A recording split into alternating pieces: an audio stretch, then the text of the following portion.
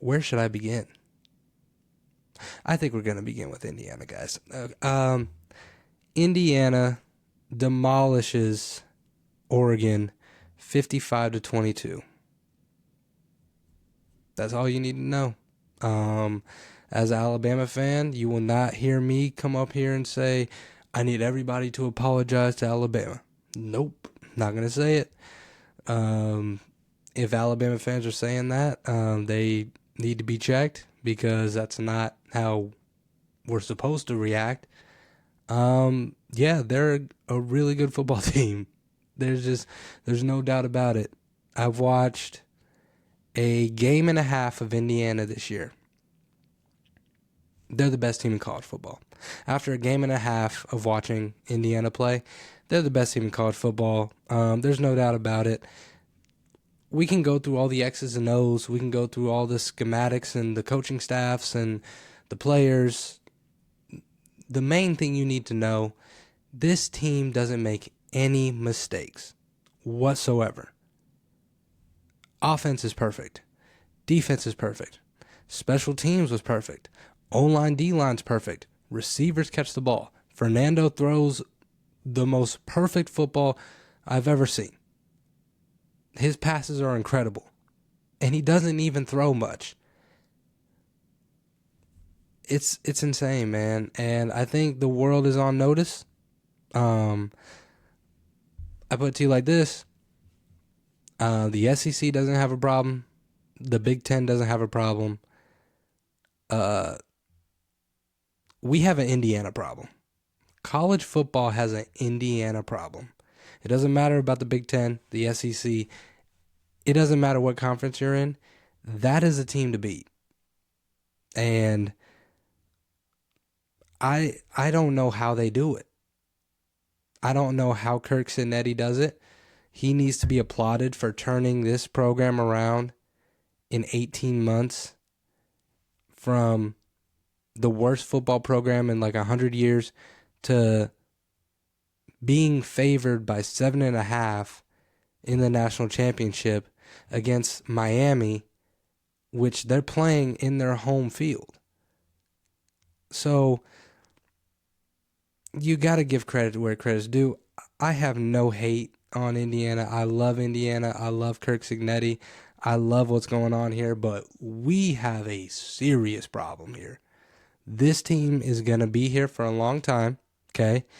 I think they're ranked top 10 in the transfer portal at 10, and they just do everything right. You took a quarterback from Cal, made him the Heisman Trophy winner. You took a bunch of JMU kids and other kids from smaller D1s or kids that didn't even get looked at like that or didn't get playing time, turned them into superstars.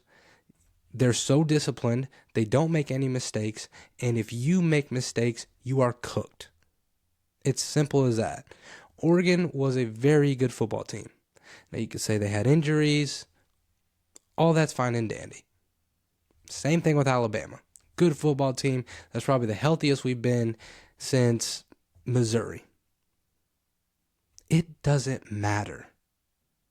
It doesn't matter if you're good. It doesn't matter if you're talented. It doesn't matter if you're healthy. When you run up against that team, that Indiana Hoosiers team, you better play your perfect game. Because if you don't, you're cooked. You're fucked. And I said it last week. I'll say it again. Reminds me of Bama. Reminds me of Nick Saban.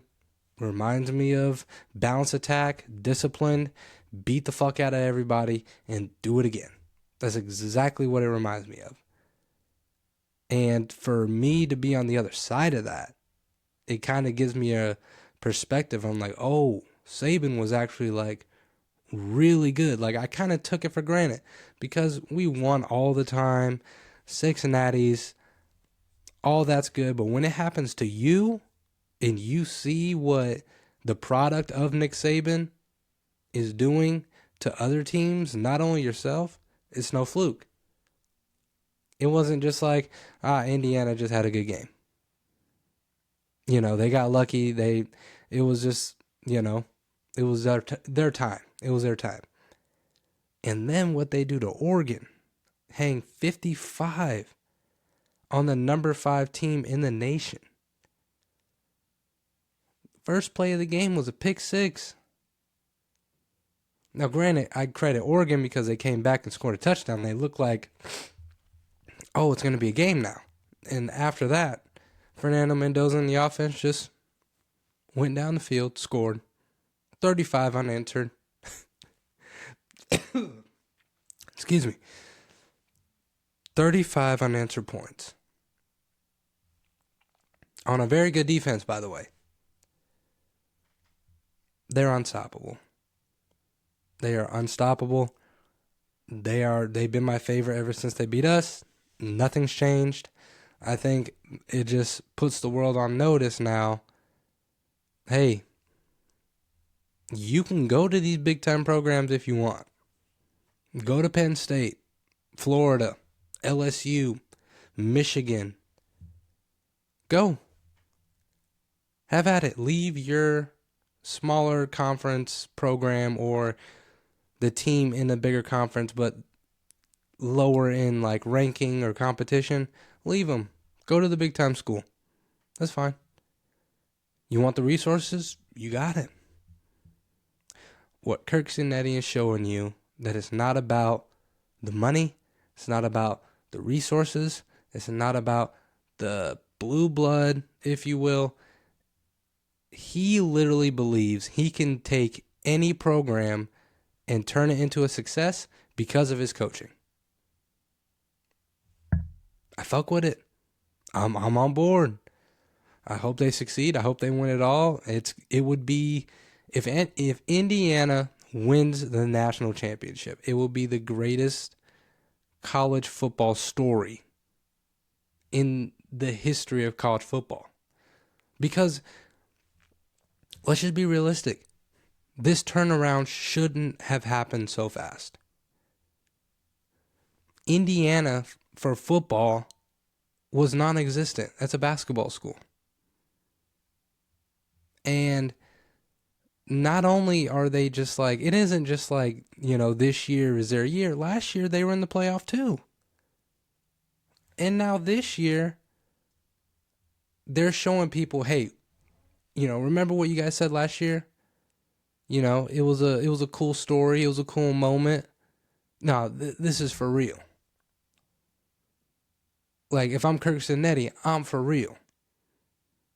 Google me. And I love it. I love it. It's a great story. Now, it sucks that Alabama isn't in the national championship. Okay? It's something that we got to get used to. But from a fan's perspective, outside looking in, man, I'm rooting for them to win it all. I am. And I hope they dominate.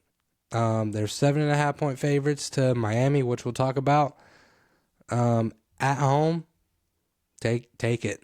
Take Indiana plus the points. Okay? If I were you, I'd take it. Honestly. I'll get to Indiana, Miami in a second. Let's get to Miami, Ole Miss. That game was a little bit closer. A little bit more, watchable, since the other ones were a blowout. Miami came in there 31-27. It was a close game. Trinidad Chambliss had a chance to win it in the fourth quarter, but there's a controversial pass interference that I won't talk about because I don't know. Okay, I don't know. There was a bunch of penalties that could have been called during that game. I'm not here to say Ole Miss got screwed. Okay, I'm not here to say that. Miami just had the better defense. And that's what it came down to. Shout out to Trinidad Chambliss. He probably won't be playing college football next year. But what Ole Miss in general did, win 2 playoff games and go to the semis without Lane Kiffin, is a feat to be proud of. It is.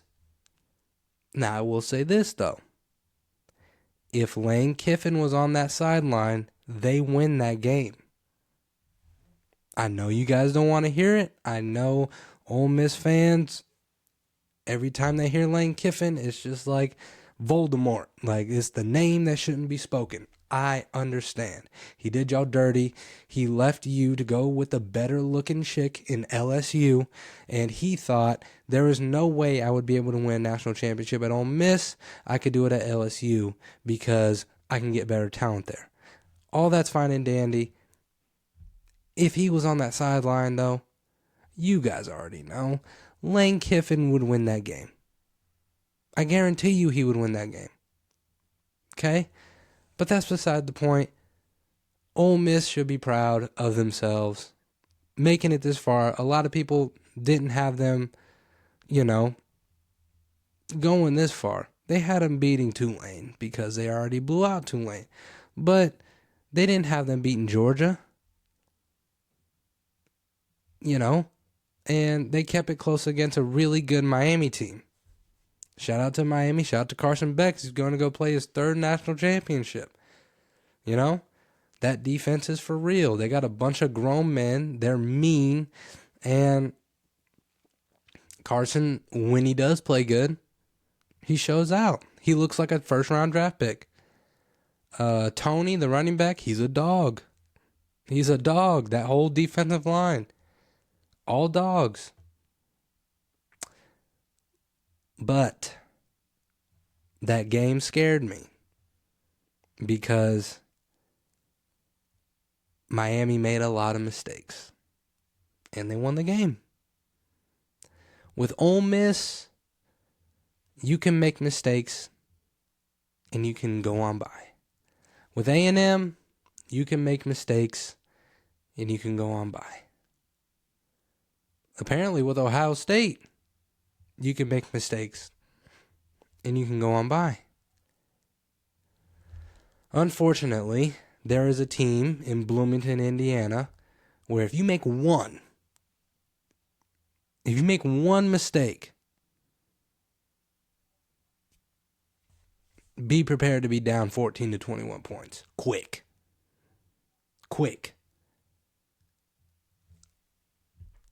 Line's at 7.5. It's in Miami, Hard Rock Stadium. It's a home game for Miami. Indiana's going to show up. Now, I don't want to say it's going to be like 75-25 or 60-40. At minimum, it's going to be 50-50 between Indiana and Miami fans in that stadium. I've never seen anything like it, man. They are showing up for this team, and good for them. They should. Because this Indiana team is on a historic run. They're not just beating people. They're beating the fuck out of people. And they're beating the fuck out of people because the people that they play make mistakes. And they don't need much. They don't need you to make a lot of mistakes. They need you to make one mistake. It's unlike anything I've ever seen. On the opposing side, I might add. But yeah, in order for Miami to win this game, you got to play perfect. No mistakes. Carson's got to be locked in. That defense has to stay mean because that team on the other side, I can't find a flaw. They're not, like I said last week, they're not perfect at one thing, but they're fucking good at everything. Everything. I mean, the discipline, I heard a stat, I think it was Greg McElroy that said, Indiana is number 2 in the least amount of penalties against them. Number 1 is Army. So they're right below our military when it comes to discipline. That's insane. So don't look for you to just walk in here like you did in Ole Miss and be able to make those simple mistakes and be okay with it. I don't know. My pick, I got Indiana and the points. If it was at 13.5, I'd take Indiana and the points. I've seen enough. I've seen a game and a half of them. They're going to win the national championship. They're the best team in college football. I don't see anybody beating them, even this year. I don't. Ohio State came the closest. I understand that. But them, like Indiana now, I still don't think Ohio State would fare to be close against this team. It's crazy. And I don't want to say it's going to be a bloodbath, but I don't think it's going to be close. So I got Indiana winning the national championship, 7.5. Take the points. Yeah, kudos to them, man. What a season of college football. I think this has to be the craziest season of college football probably of all time. We'd have to look in the history books, but man, so much storylines, so many coaching hires and fires, teams losing to teams that they shouldn't. It's been insane. It's been an insane year of college football, and this is why you gotta love the sport. This is why you gotta love the sport.